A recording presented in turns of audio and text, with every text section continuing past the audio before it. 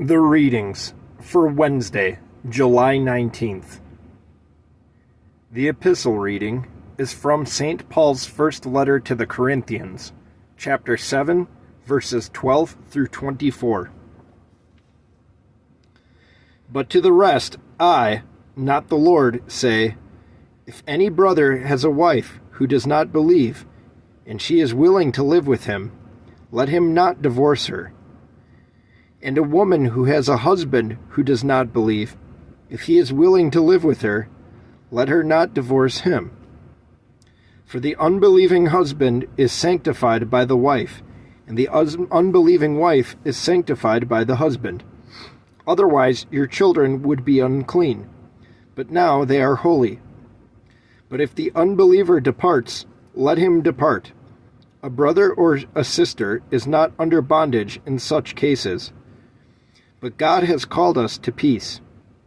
For how do you know, O wife, whether you will save your husband? Or how do you know, O husband, whether you will save your wife? But as God has distributed to each one, as the Lord has called each one, so let him walk. And so I ordain in all the churches. Was anyone called while circumcised? Let him not become uncircumcised. Was anyone called while uncircumcised? Let him not be circumcised. Circumcision is nothing, and uncircumcision is nothing, but keeping the commandments of God is what matters. Let each one remain in the same calling in which he was called. Were you called while a slave? Do not be concerned about it, but if you can be made free, rather use it. For he who is called in the Lord while a slave is the Lord's freedman. Likewise, he who is called while free is Christ's slave. You were bought at a price. Do not become slaves of men. Brethren, let each one remain with God in that state in which he was called. All right. Some footnotes from the Orthodox Study Bible.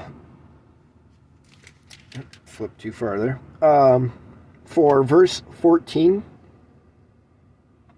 in Judaism, the family was joined to the covenant through the father. But in the church, the family is holy if either spouse is a believer. See also 2 Timothy chapter 1, verse 5. This does not mean that all are saved, but all are affected by the faith of a Christian spouse. The family is a spiritual unit. If one member is a Christian, the whole family is set apart by God's grace. And for verses 17 through 28, so a handful of verses past where we read until today. Feel free to read up until verse 28 in your own Bibles or apps if you wish. It says, when the Lord has called, as worded in verse 17, us into salvation, we do not change our ethnic identity, as noted in verses 18 and 19, or our occupations, as noted in verses 20 through 23.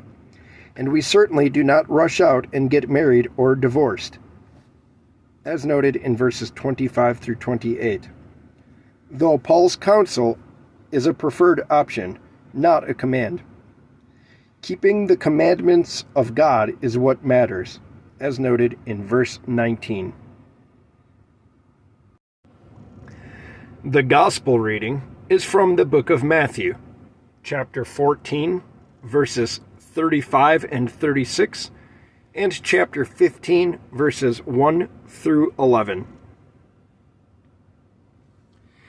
And when the men of that place recognized him, they sent out into all that surrounding region, brought to him all who were sick, and begged him that they might only touch the hem of his garment. And as many as touched it were made perfectly well. Then the scribes and Pharisees, who were from Jerusalem, came to Jesus, saying, Why do your disciples transgress the tradition of the elders? For they do not wash their hands when they eat bread. He answered and said to them, "Why do you also transgress the commandment of God because of your tradition? For God commanded, saying, 'Honor your father and your mother,' and 'He who curses father or mother, let him be put to death.'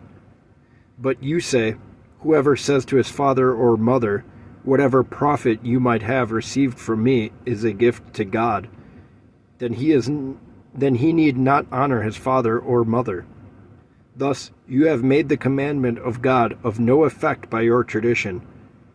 Hypocrites! Well, did Isaiah prophesy about you, saying, 'These people draw near to me with their mouth, and honor me with their lips, but their heart is far from me, and in vain they worship me, teaching as doctrines the commandments of men.'" When he had called the multitude to himself, he said to them, "Hear and understand. Not what goes into the mouth defiles a man, but what comes out of the mouth, this defiles a man." All right. Some footnotes now from the Orthodox Study Bible.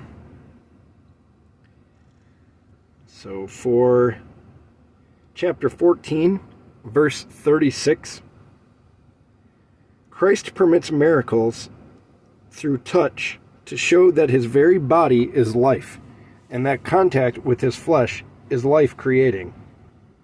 See chapter 9, verses 20 through 22. That'd be something I'd say to, I guess maybe not atheists, but like Protestants who don't believe in the real presence of the body and blood in the Holy Eucharist. How can his piece of bread literally be God? You know, is what you'll often hear him ask. Well, in this case, he permits all kinds of healing just by people touching the tip of the clothes that he's wearing. You know what I mean? So, yeah, I think it's foolish to limit God's abilities in your own mind. If he can manifest his grace through just his shadow or just saying a command even in other parts of the scripture, I don't think it's unlikely he can do the same throughout generations for nourishing food for us. But just my side thought there on the matter. For chapter 15, verses 1 through 20. So quite a handful of verses past what we read until today, which is verse 11, just FYI. It says, "The tradition of the elders," as noted in verse 2, refers to the interpretations of the law by Jewish teachers. Jesus refutes their views that ritual purity depends on outward actions. Rather, it is the state of the heart, as noted in verse 8, that determines a person's purity. And for chapter 15, verses 3 through 6, Christ shows that the commandment of God cannot be superseded by man's religious traditions. Devotion to God includes both obedience to his commandments and service to others. These two cannot be separated. See also James chapter 2, verses 14 through 18, and 1 John chapter 4, verses 7 through 21. That is going to do it for today, everybody. Hope you all have a good day. Blessed hump day. These weeks kind of fly past, don't they? At least when you do an exercise like this, which I'm very, very thankful for you guys that you've managed to be following along. Even if you've missed a bunch of days, you've only tuned into like a couple. I still appreciate it. This has been much more of a success than I could have ever anticipated. Couple days I skipped, and I had to get it uploaded a day later. Quite a handful of days I uploaded late in the PM, but by God's grace I've been able to, keep up with this throughout a whole year. We only got a little bit I'd say a little over 40 days left. Coming up on the home stretch. Of course, September 1st is the ecclesiastical New Year. So, yeah, it just means a lot to me that if you've listened to one of these so far, or over 300. It also means a lot to me, even more so, if you guys could please say a prayer for me, a sinner. And on that note, I'm going to let you guys go now. Check back in tomorrow if you want to hear Thursday's readings. And yeah, over and out.